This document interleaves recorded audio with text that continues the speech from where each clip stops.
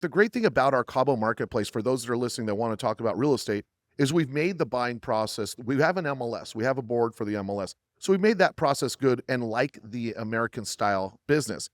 But as a brokerage with the Corcoran brand, with multiple affiliates throughout the world, we're seeing a shift in the residential real estate landscape, period. And that's not just Cabo, that's the United States as well. I am pretty sure that in 2 to 3 years, 60% of the agents that are out there right now won't be in the business. All right, guys. Today, we got a repeat guest, a good friend of mine, someone who's doing big things down there in Cabo San Lucas. He is the founder of the Baja Real Estate Company. I got my man, Blake Harrington. Blake, welcome to the show. Thank you, Rich. Great to be back with you. Always appreciate the invite. And any chance to talk Cabo, let's do it. Yeah, man. You are the guy for Cabo San Lucas. We had our community retreat down in Tulum last year, but in 2024, we did it down in there in Cabo San Lucas, man. And what a good time. Only 2-hour flight from San Diego. If you're in LA, also 2-hour flight. Quick to get down there. Great weather. The water is very, very blue, and a lot of amazing ocean views from all over Cabo, which is really, really cool. It is. It's absolutely stunning once you get there. And what we've really seen it turn into too is there's obviously going to keep that cultural side of Mexico, but Americans, San Diegans, people from LA, Phoenix, Dallas, everybody really, really enjoys coming to Cabo. They feel safe. There's a lot of English being spoken, and there's a whole bunch of amenities for their families to enjoy. Great restaurants. Just the lifestyle overall is spectacular. Just got to get down there once and you'll be back again. Who is the typical person that goes down to Cabo San Lucas? Is it the person that has kids and a family, or is it newlyweds? What's the typical avatar that goes down there? Yeah, it's a little bit of all of that. When we get into the real estate talk, we can talk about the buyer profile a little bit. But of course, we have bachelor parties and bachelorette parties. Okay, so that's going to happen for sure. But then we also have the professionals who don't have kids yet, who really see it as a romantic getaway. Beautiful restaurants on the beach. And then once you start having kids, there's now really the community's been geared towards kids now. There's so many things to do, whether it's taking out jet skis, taking out a pongo out to the arch, taking a larger boat out with your family, golf, and putting your feet into the sand. It's great for all of the above. Give us a snapshot. We know you trade a lot of real estate down there. But give us a snapshot of where the real estate economy is, the market is down there in Cabo San Lucas today. Yeah, that's probably the biggest question I get is obviously what's the status of the market? And what I'm able to do is really separate by price point. Okay. Because there are different trends in each different category. We'll talk about first the high-end side, and that's 5 million plus, which, believe it or not, I know that's a big number for everybody to digest, but to be honest, it's actually kind of on the low end of that high end. We have a lot of golf villas that are going to be 4 and 5 bedrooms that are going to trade at $5, $6, $7 million that are within a gated community that have all the access to, again, golf clubs, beach clubs, restaurants on site, kids clubs, which are very common now. And that side of the market's doing fantastic. There's still low inventory, not a lot available. Developers are bringing their own product online. And then, of course, you have the resale market. And those days on market, that data stays fairly consistent and healthy. Now, under 2 million is where we're seeing longer days on market, far more saturation at those price points. Yeah. Interesting. Yeah. Because in most markets, like here in San Diego, the higher price point stuff typically sits longer. Mm-hmm. And then the lower price point stuff typically has a shorter day on market. Why is it the opposite down there? The price points have risen so much over the last few years that I think people at $1 million aren't seeing necessarily the value they saw a few years ago. Then we're also seeing saturation of the Airbnb market. So there's not just 1,000 Airbnbs, there's 3,000. And that's changed in the last few years also. So when it's not renting, it's not producing that income for you at $1 million, you think, let's offload it and put money elsewhere. So now that's why we have a lot of inventory on the market, one of the reasons. We also had a ton of development boom, 2000 post-COVID, 21, 22, 23, where we had another 2,000 units of condos come onto the marketplace, just as kind of that post-COVID boom was fading. So there's some staleness in that side of the market too, and that's at that $1.5 million price point. So with that, does this mean it's like a good opportunity right now to get down there and pick up some stuff at a discount? I would definitely say under the $2 million mark, it's a great time to be a buyer. Market times are extended, and there is a lot of transition in and out of Cabo for homeowners. Sometimes they're upgrading to a larger home. That's very, very common in the golf course communities. But in many cases too, we are dealing with more population, more traffic, and some people have fallen a little bit out of love with that. while others are jumping in full steam. So, of course, the news is positive about the growth of Cabo, but sometimes we have a little bit more saturation than we planned for. And that's all going back to this post-COVID development boom.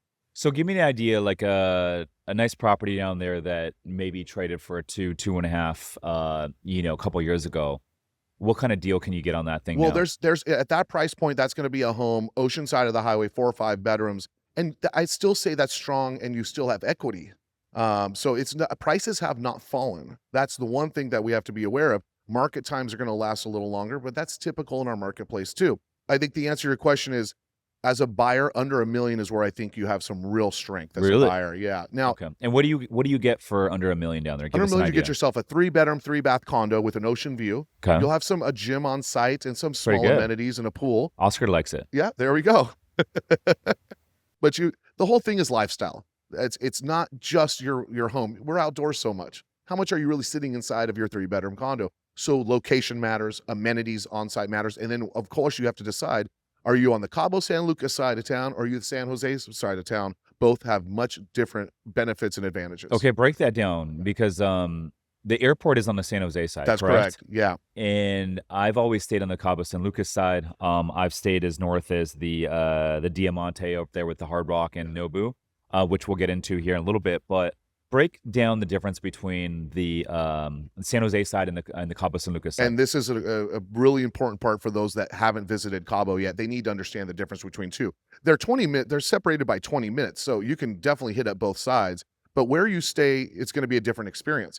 Cabo San Lucas has the marina. It has the party vibe. It has the nightclubs. It has the bars. Now, don't get me wrong. There's plenty of bars in San Jose, but there aren't nightclubs. So if you're going down to rage, which many people go to Cabo to rage, Cabo San Lucas is where you want to be. You're also going to have a little bit more swimmable beaches on the Cabo San Lucas side. Beautiful Medano Beach is gorgeous. That's where you have the restaurants. You have all the fun bars there on the beach, on the sand.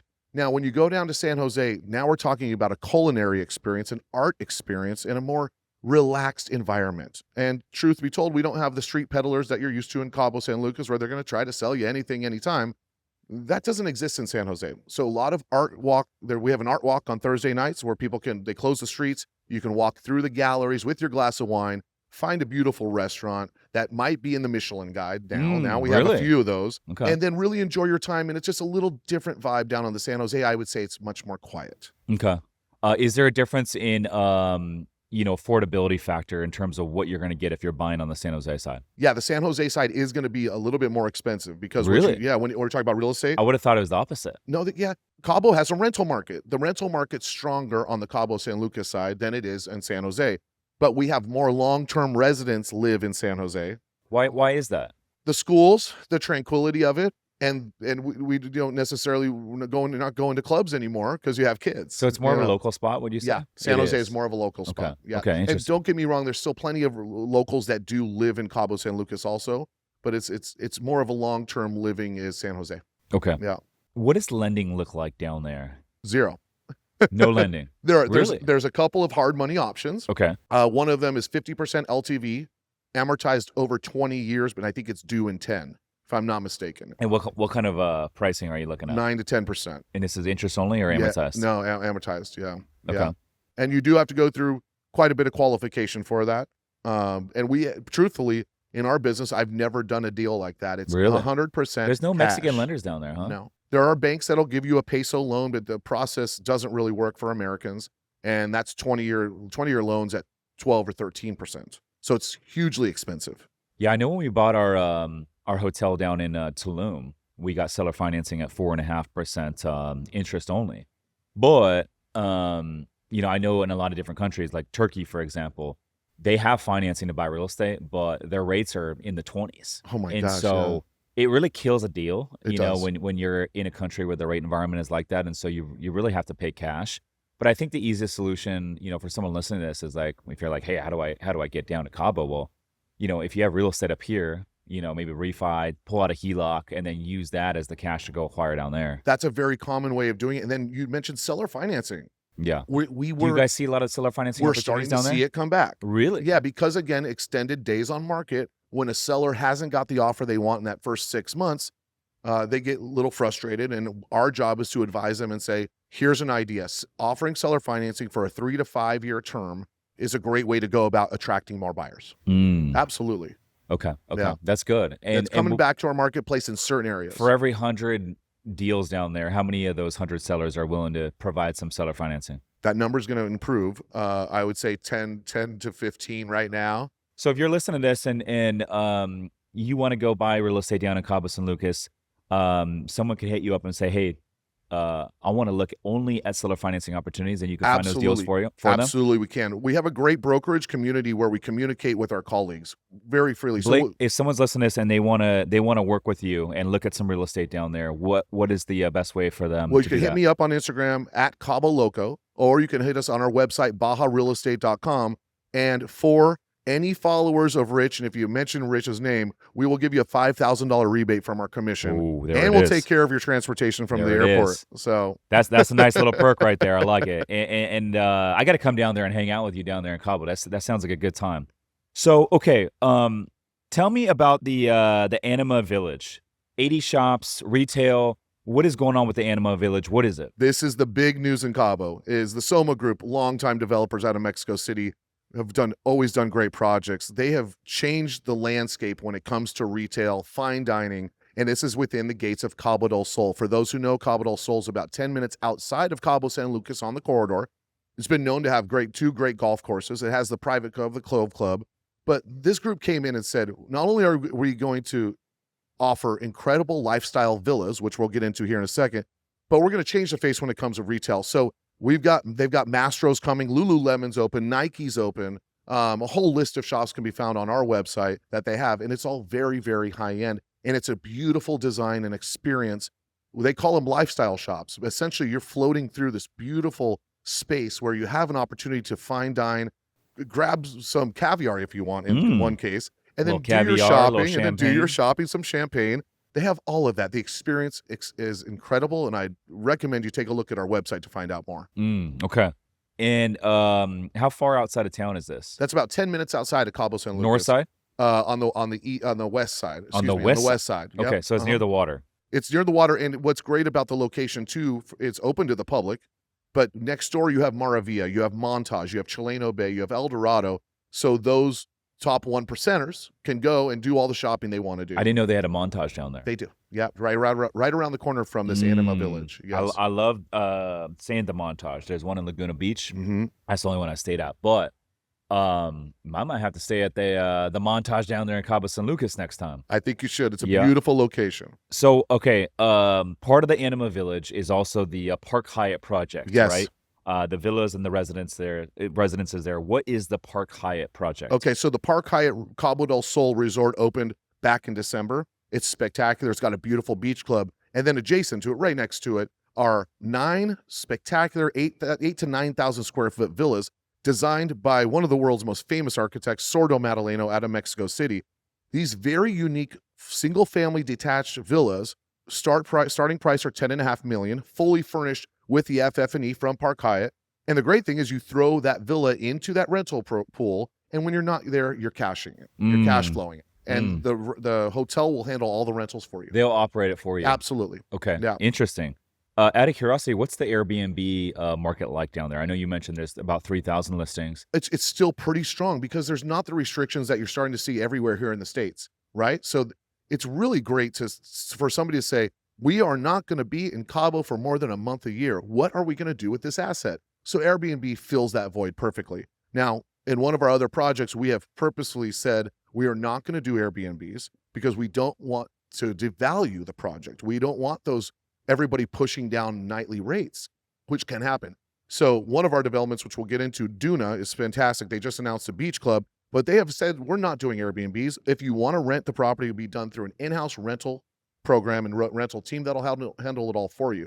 Keep in mind when you have multiple, if you have 50 units in phase 1 like Duna has, if you had 50 different property managers coming on site every day, it wouldn't be a pretty place to be. So protecting your investment for your investors and your buyers, which is what Duna is doing by saying no Airbnb, creating value and sustaining value for a long period of time. If you were to, grab a property down there that would perform as an Airbnb, is it on the higher end in terms of bedroom count? Is it on the lower end? For example, My best performing Airbnb that I have is in Scottsdale, North Scottsdale. It's a 8-bed, 8-bath. It's got a 3-bedroom guest house, pickleball court, a beach volleyball, saltwater pool, speakeasy gym. But it will comfortably sleep 28 people, and that is my best performing Airbnb. Now, on the flip side, if you go to Scottsdale, right, and get a 4-bedroom, a 5-bedroom home, furnish it with IKEA furniture, you're gonna get crushed because there's just a high supply of 4 and 5 bedrooms. But if you get in that 8, 9, 10 bedroom range, you can really, really command some strong ADRs, $5,000, $6,000 a night. Absolutely. When it comes to that, those who know Cabo know a community called Pedregal, old school gated community that's been around for a while, and that's a great Airbnb market. You're catering to the bachelor parties. The community hates that I'm going to say that, but it's the truth. Large groups with 8, 9, 10 bedrooms, in some cases more. They absolutely cater to, and I think that's a great way to run it for that sector of it. But there are also the 2-bedroom condos that people are only using for 2 or 3 months a year. They're renting those out too for $200 a night or less, and $150 a night. And I think that creates a great cash event for them. I think it's really good. Ultimately, what we're looking at is a variety of different price points now in Cabo when it comes to nightly rates. What I would say is if you're marketing the property and pricing it right, you should be able to squeeze out a minimum of 120 nights a year. And that's something to keep in mind. Now, if you want to go harder on your marketing, more aggressive on your pricing, you definitely can get over 200. Out of curiosity, with the seller financing that you see there every now and then, do you ever see sellers wanting to carry like a good LTV to where the buyer can come in with very little down? No, you're going to need to come in with 50% minimum to make Really? a seller finance happen. Really? Yeah. They're willing to see what's going on in the market. Cabo still has great trajectory. There's a lot of great news coming out about our real estate market. And so sellers are more confident today than they were 6, 7 years ago. And they're not willing to carry Now, long period of time. what about getting a like a 50% LTV loan that you mentioned, and then would some of these sellers be willing to carry some paper in second Yes. position? Yes, I They think would. so. I think So that's a that good would way be to a do creative it. way to come in for a little money down. I think that's a great way to do it. Okay, interesting. Because ultimately then the seller's seeing the end in sight, which is one of the things. They don't want to carry this thing for too long. They want to get some money. Yeah, you're like, come on, give me some cash and let me get out of here. And typically we'll see a 3-year term on seller financing, something like that. So I've stayed in this area a couple times, Diamonte, and it's up a little bit north on the coast, but I've stayed at the Hard Rock Hotel, which is a gorgeous resort up there, and then I've also stayed at Nobu, which is a gorgeous resort up there as well. And then you pull into the gate, and it's got all the villas. Everything's got ocean view, gorgeous area. Break down Diamante. What exactly is it, and give us all the benefits of staying up there in Diamante. The Pacific side is what we call it, is going to be 30 minutes outside of Cabo San Lucas proper, and it is up the Pacific coast north. And Diamante has been around now for 25 years. Ken Jowdy, the original developer, has fought through so many challenges to get this place where it's at today. And that includes bringing in Nobu. That includes bringing in Hard Rock. Diamante has 2 golf courses. A third one is now open called Legacy Club, which is their private golf club, which is spectacular. And ultimately what you're looking at is a highly amenitized project for a lot of families. They have a lagoon that is absolutely spectacular because what you can't do on the Pacific is you can't go in the water. The shore break is too big. It's too dangerous. So there's you have a beautiful stretch of beach, but you can't go swimming. So to offset that, the developers decided, let's throw in a lagoon. At Diamante, it's been really, really successful. They have villas around it that you can buy or rent. And I don't think I've seen the lagoon. yes, it's Where beautiful. is that? That's within the proper Diamante community. Okay. Just when you actually pass it on your way to Nobu. Okay, Yeah. got it. And Nobu's done a great job. How about that? What a great brand to have with a hotel component. I think they're going to ultimately at one point have a real estate component as well. We've been out and stayed at Nobu a couple times. What a spectacular resort that is. I mean, the food is perfect. The service is great. The rooms are beautiful. We stayed in one of the rooms that has the pool villa next to you, a little plunge pool. That wasn't little. It was pretty good size. And we just enjoyed ourselves. It was beautiful. Yeah, I stayed there in April last year, and it's great if you just want to get away, unplug. We flew into Cabo, and I think we did 3 nights there. We didn't leave the property the entire time. There's not really a reason to. You got all the restaurants there, the pool, you're on the beach. Like, there's really no reason to leave. And that's their model. They want you to stay on property. They want you to spend your money on property. And they give you all these opportunities from the culinary side. You've got 5 or 6 different restaurants on each property. So why leave? Yeah, you got a gym, massage. They have the cabanas of the pool, so like literally whatever you need there, it's all taken care of. But very nice. Okay, so they have villas there at Diamante. What do those villas typically run, and how many square feet, how many bedrooms are they? They have the golf villas that are going to be on their low end of price points at $1.5 million, single family, 2,400 square feet, thereabouts. Each of them have a little different plan, but that's a safe number to say. You get yourself at the entry level price at $1.5 million. There are condos that are also on the beach that are trading at about that same price as well. Okay. And do you get access to the golf courses and all that? You can buy a membership as part of your real estate. Okay. Yes. And is there a HOA? There's always an HOA. What do and those those HOAs fluctuate quite a bit, from $1,500 a month up to, in some cases, $7,000 a month. 7,000. Yeah, but that's in those very highly amenitized properties. What's Diamante? They're spread out so differently. I would say be prepared for $1,500 a month. Okay. Yeah. Okay. But here's something. It is gorgeous. Here's something to offset all of the HOA fees and your original purchase and closing costs. Is property taxes are very, very low in Mexico. I have yet to see a property tax at any level of house that I've sold be over $3,000 a year. So that's a good value. That allows your overhead to stay low. Your closing costs are typically around 4.5%.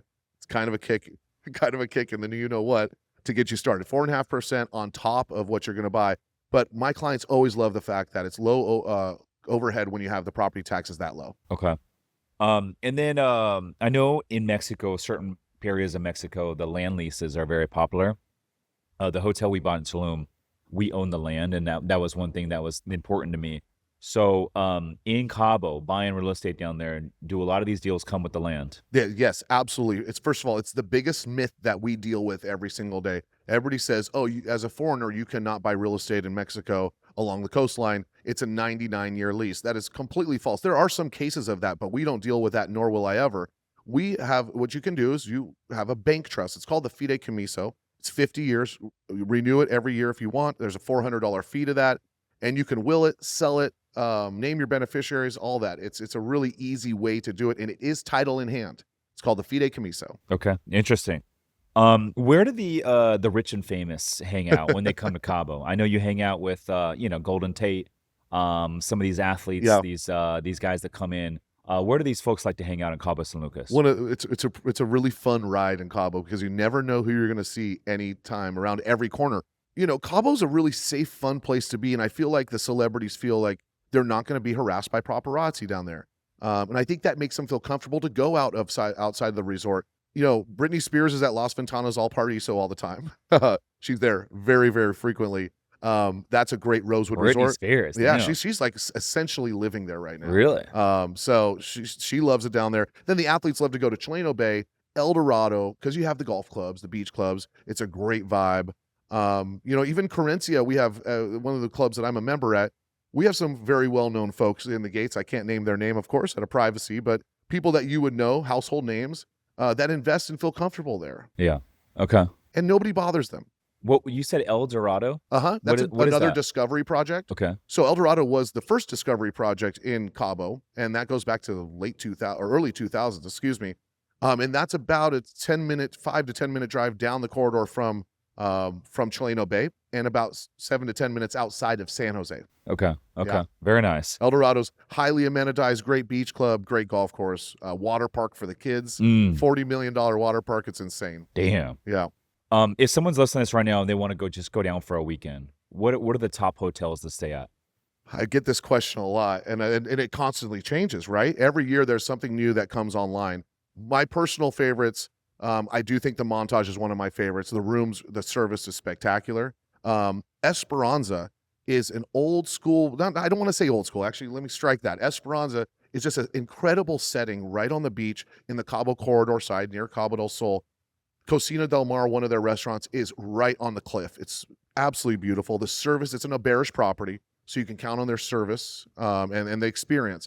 Those are a couple of my favorites. The one and only Palmilla, you can't go wrong with. And then there's always the Las Ventanas al Paraiso is Rosewood. It's a high level 5.5, 6 star. Okay. So out of those three, which one has the best ocean view? The best ocean view is probably going to be from Las Ventanas al Paraiso because it's on the beach and it's on a beautiful stretch of beach that is swimmable for maybe half the year.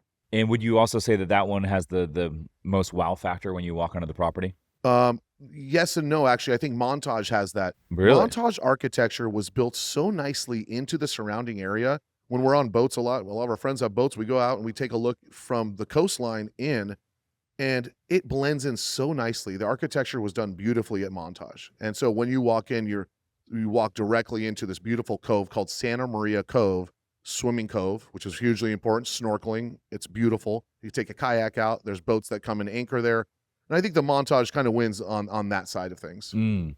Tell me about this this rock out there. I know when we had our community retreat down there, we rented a really cool catamaran, brought every one of us out there on the water, and then they took us out in front of the rock. And right around sunset, everyone took photos. It was really cool. But what makes this rock so like legendary? Well, the arch is known The for arch. the arch Yeah, is the arch. the arch is where everybody wants to gravitate. It's of course, if you've let me say something as somebody who's lived there for 15 years, it never gets old.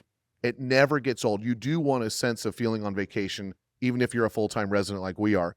But it's incredibly beautiful at sunset. It's also beautiful at sunrise. So I got to give a shout out here to Sur Beach Club and Lee Vosberg, who runs that there. We're really tight with him. And what he does is he has stand-up paddle boards in the morning before it gets busy in the bay, and he'll take people out to the arch. And it's a great experience. You might see some dolphins, you might see turtles, you might see some other life. You guys ever see whales down there? All the time. We're in the middle of whale season right Do you ever now. see orcas, killer whales? I have not personally seen Okay. one, but they are there. They are out there. Yeah, they are Damn. out there. And what's crazy is we read a lot about this because the news comes out, is they're actually making their way up into the Sea of Cortez now, up into Loreto. It's now common to see them. Loretto's a 6-hour drive from Cabo, beautiful little town that has islands. It's very common now to see them all the way up there. Yeah.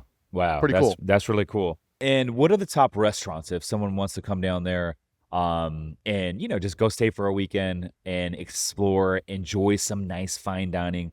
What are the top restaurants in Cabo San Lucas? When I was with you last time, I named some, so I'm going to stay away from that list, and I'm going to go in a different direction. Let's name a couple of those again real quick. Okay. For the people that didn't listen. Right. For the people that didn't hear last year's, sushi's big where Okay. we are, right? Okay. Because everything we eat is out of the ocean. We're in a little peninsula or a big peninsula. We're at the very tip.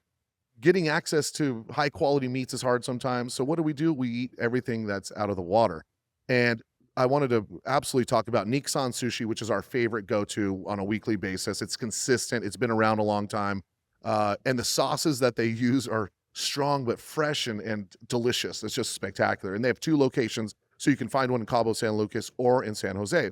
But we also have a place called Zai Sushi. Now, this is for those that want to get in the car and have a little adventure.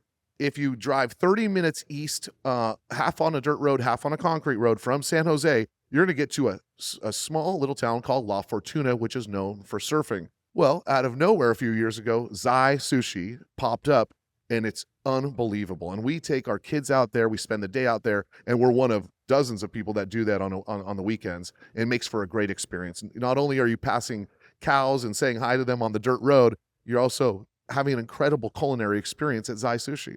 So I love those for the sushi side. Now there's 2 new restaurants that everybody's taken notice of, which is Harry's Steakhouse, which is a chain. They've had it in Mexico for a while, serving great steaks with a great view. And then next door to them is Ilios. It's a Greek-themed restaurant that I actually haven't been to yet, which I should have been to, but you throw plates, they have music, DJ, a show. It's a full show, an experience rather than just eating dinner. And that's a really cool spot. When we went down there with the retreat, we went to the office. Oh, yeah. Had a nice dinner on the beach. That's like a classic historic it place is. right there in Cabo, Yeah. right? Yeah. So you can't go wrong there. Really good Mexican traditional food, but on the beach. It's which is great. cool. Yeah. And then we went to another spot. I forget the name of it, but it was really good. It was second floor, not too far from the office in that downtown area. Second floor, they gave us a whole private room, and there was like 45, 50 of us, and it was really good. It was really good. It was Mexican food. I think it's super important for everybody's listening and watching this, is that Cabo is now a culinary destination.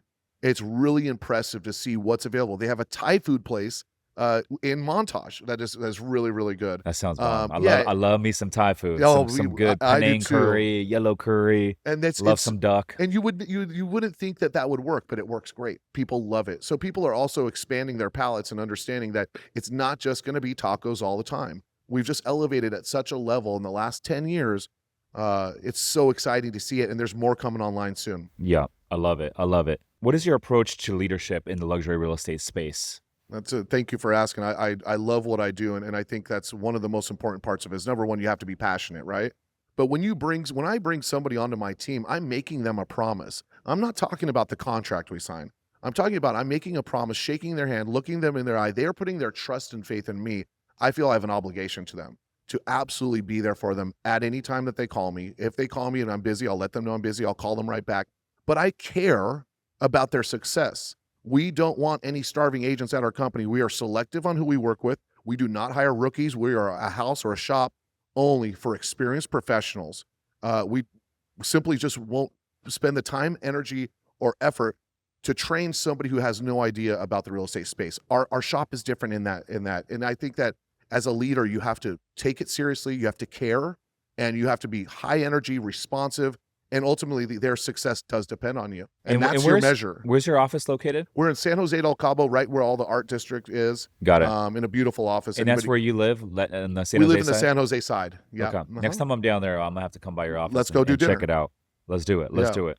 Okay, and then what's changing in the residential real estate like industry landscape down there? Any big shifts that are occurring right now in Well, Cabo San I would Lucas? say not just for Cabo. The great thing about our Cabo marketplace, for those that are listening that want to talk about real estate, is we've made the buying process. We have an MLS. We have a board for the MLS. So we've made that process good and like the American style business. But as a brokerage with the Corcoran brand, with multiple affiliates throughout the world, we're seeing a shift in the residential real estate landscape, period. And that's not just Cabo, that's the United States as well. I am pretty sure that in 2 to 3 years, 60% of the agents that are out there right now won't be in the business in 2 to 3 years. And I think that's due for a couple different reasons. Number one is that there was a flood of agents that came in post-COVID. It's very common when you have a good market, you have a whole bunch of people come back into the place, into the landscape. Number two is AI. AI will never replace a real estate agent. Proper representation is always needed. You need representation in real estate. That's not going to go away, and no robot or AI can replace that. But which brokers that are experienced, have the budget, have the mindset to invest in AI to make their processes more efficient? We just went through that this summer. We had our back-end admin team get trained on AI and how can they become more efficient. So we want, and especially on the marketing side as well, there's a lot of tools in the marketing landscape that allows for AI to come in and make you better. So I think that's going to affect who survives this. And then ultimately too, is I have 22 years of experience in this business. I'm very proud to be in this business. It's not glamorous all the time, but I have a sales history that my clients can depend on and see. And now what's happening a lot of times is my clients call me and say, what's the price? Send the contract. We're not even doing the interview process. They trust me so much. And I think that's going to make things hard for these agents that came online in the last few years. Those of us that have been around for 20 plus years and have that book of business and have the experience, I think we're going to win 9.5 times out of 10. It's kind of interesting doing business down there because it's like you're really building your book of business and your clientele, like, and these are mostly like Americans, right? So you're not just going to networking events in Cabo. You're meeting people from all over the country, right? That's a great point too. I think some of my success in Cabo is due to that I'm a San Diegan. I'm born and raised here in San Diego. I love this town. I've got a whole bunch of people in this town that continually send me business. They constantly refer me business. So that's obviously your feeder markets that we've mentioned already, but the LA, San Francisco, San Diego, Phoenix, and all of Texas, really. The more people you know in those markets, the more they're going to refer you. They know you're on the ground. You have boots on the ground in Cabo. I'm their guy. Yeah. So, for someone that's listening to this right now, they've never been to Cabo San Lucas and they live in the U.S. Give me the playbook on why someone needs to go down there and visit Cabo and check it out. Well, I promise you this. If you go one time, you will come back. You're going to fall in love with the culture. Mhm. I think the culture Short flight. and short flight, and also the fact that connectivity is a big deal. I think that's the biggest key to Cabo's success is 2-hour flights from San Diego, LA, San Francisco slightly more, but then those other towns that I've mentioned, it's super easy, nonstop flights. Weather's great in the wintertime. 10 months a year, we have the best weather in the world. Mid 70s for 10 months a year. Obviously, the summer months of August and September get a little warm and hot.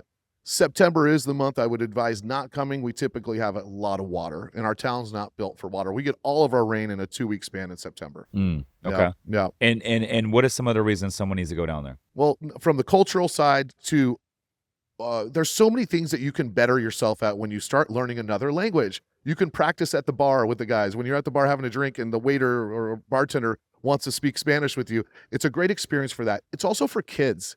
Cabo's become a great place for kids. So you're going to make memories with your family forever. You'll go out to the arch and take a photo with your family, or you'll go to the water parks, or you'll go down to the beach and make incredible memories, or go snorkeling. And I think that's a big part of it. And again, I think it's very important to say that you will go back again, and then you start learning more. You start meeting people and remembering the places you like, the places you don't like. That's really good. That's really good. Okay, so tell me about this villa down there, and $25 million villa. Oh yeah, in Palmilla. Yes. Is this what part of town is it? Okay, so this is in Palmilla. This is on the San Jose side, and this is in a subdivision called Villas del Mar, which is one of the highest price per square foot communities in all of Mexico. And this property itself is Legado 7, and it happens to be perched at the very top of the mountain.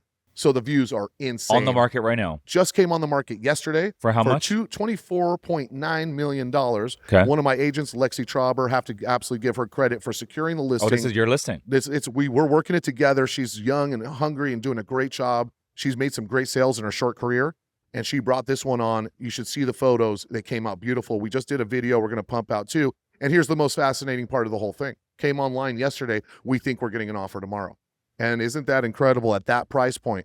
So you're talking about a price point that the villa is just under 12,000 square feet. So we're at 2,000. 12,000 square feet? Yeah, 2,000 a foot.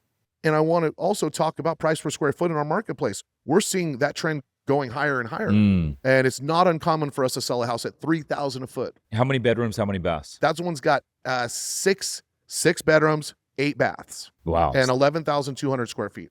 Guest house? Yes, maids quarters. Full maids quarters, chef's kitchen. The house is impeccably designed and just was completed last year. So it's a brand new build. What are some of the amenities on the property? On the property itself, you have a beautiful wine room. There's a yoga room. And then also in the community itself, you have access to what's called Club 96. It's a members only club. You have to be part of Villas del Mar and Palmilla to qualify. You have to be a homeowner. And it's a beautiful beach club. The best service you're going to get. You could take out their Hobie cat. You could take out any of their snorkeling equipment, and then they serve you on the beach, and they also have a beautiful restaurant and a pool. What kind of members will you network with in this club? These are all business owners at the highest level or top level C-suite execs. Very successful group of people, obviously, that can afford this number. We have a lot of oil and gas money that comes down from Texas. That's very common. We have a lot of tech. We have a lot of tech down in Cabo now, investors. There are a lot at Chileno Bay, and there's some in Palmilla, some in Carencia. And what's interesting too is the trend of buyer is getting younger. It's not getting older. So it's not uncommon to see somebody in their late 30s buying a $10 million house. And that to me, as a 44-year-old, blows my mind. Yeah. Are you 44? I'm 44. Okay, yeah. I'm 40. So does this property have a gym, fitness room? Does it have a pool? Any like pickleball court, basketball court, stuff like that? All that stuff is typically found in the common areas of the community. But yeah, it's not uncommon to have a gym in the house. But in this case, you'd probably use the common area, Palmilla gym. Ocean views from the property? Massive views, 270 degrees, if not more. Really? Yeah. So And it's great perched on the sunsets. very top, beautiful sunsets, because its appointment is directly south. And what that lends itself to is your sunrise is to your left, your sunsets are to your right, and it's the perfect appointment for not too much sun during the day, and not in the shadows. It's beautiful. We love to have our houses point directly south. Where can someone go to check out this listing? You got to go to BajaRealEstate.com. Baja Real Estate. I'm gonna check it out. That sounds really interesting. And could you Airbnb that one if you bought it? There are major restrictions. No, you could not. And within the gates of Palmilla, they have a members-only rental program that you can go back and forth with other members on if they need overflow for their guests. That's something you can do, but there are no Airbnbs in Palmilla. Seller financing available on this one? Absolutely not. Okay. That's funny. That's good stuff. Well, Blake, man, I appreciate you coming on the show. Where can the listeners get in touch with you if they want to learn more?